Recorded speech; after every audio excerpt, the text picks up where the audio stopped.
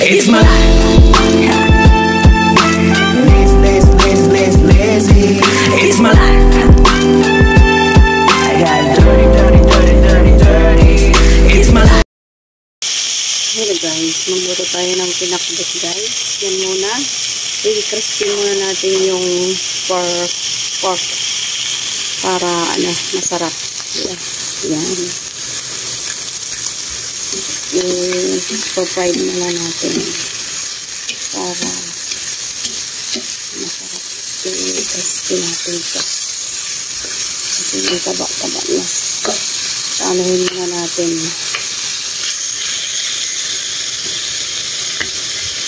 Yung taba. Palabasin mo na yung taba na. Para diba? Tapos, lagyan natin ng asin kunti para malasa na yung karne.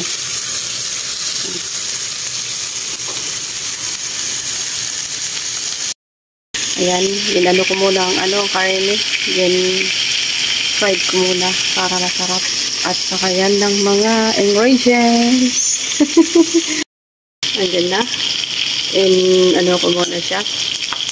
Toasted ko muna yan para fried ko muna yung karne, yung pork. Kasi magluluto tayo ng pakbit. Actually, kulang yung kasi nung binilihan kong gulay, walang okra, ang palaya, wala siya. At saka ng squash.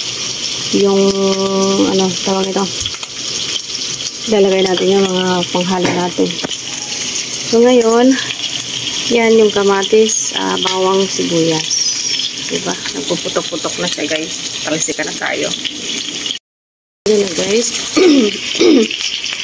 Yan na, nag-brown na guys. Ang lulutuin natin. Yan. Dito na tayo. Harap yan guys. Ayan na guys, nalala natin, nag-brown na siya. So, nilagay na natin yung bawang at sibuyas. Tapos, igisa na natin. Diyan ko na sa sarili yung mantika sa fork. So, lagay natin yung kamatis.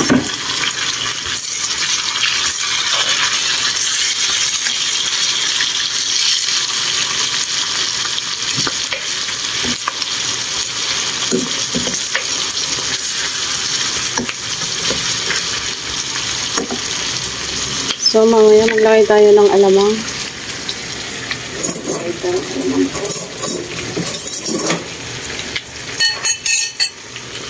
Tapos, lagyan ko pa siya ng ganitong alamang.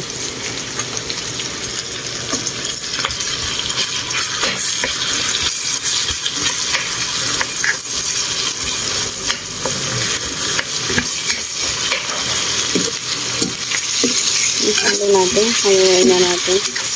Mag-absorb na dito lahat yung mga ingredients sa karne niya. So, sunod natin ilalagay ay ito ng alamang guys.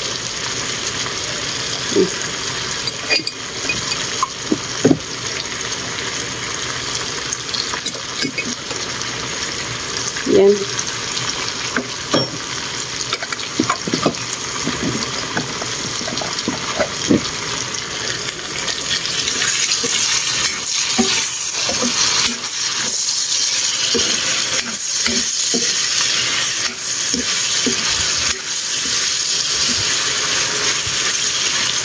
I think, dagdagan pa natin alamang.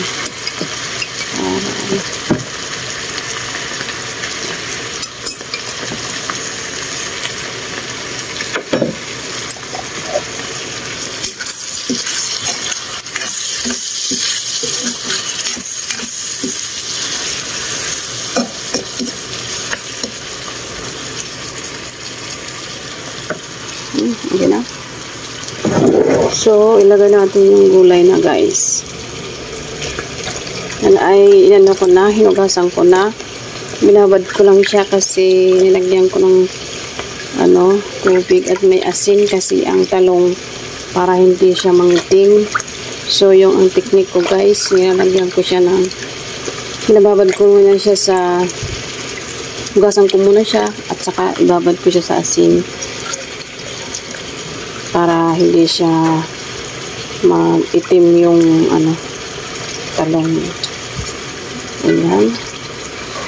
Ito na guys. So, haluin lang natin.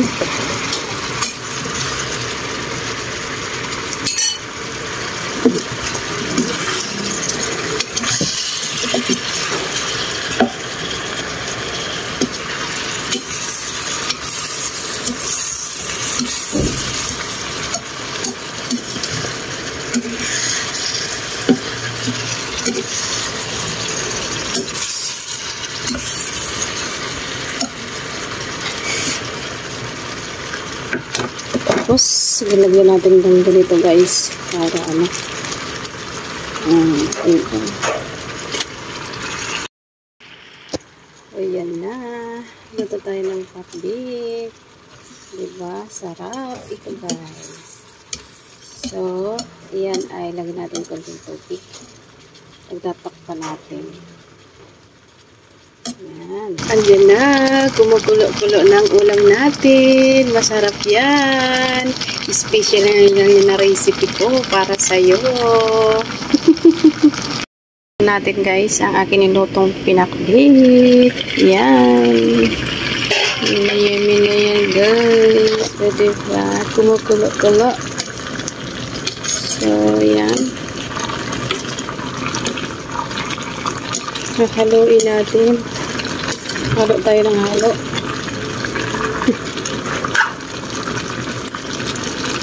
yung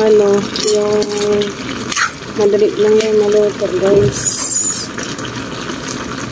Try ko nga itong karne kung okay na siya.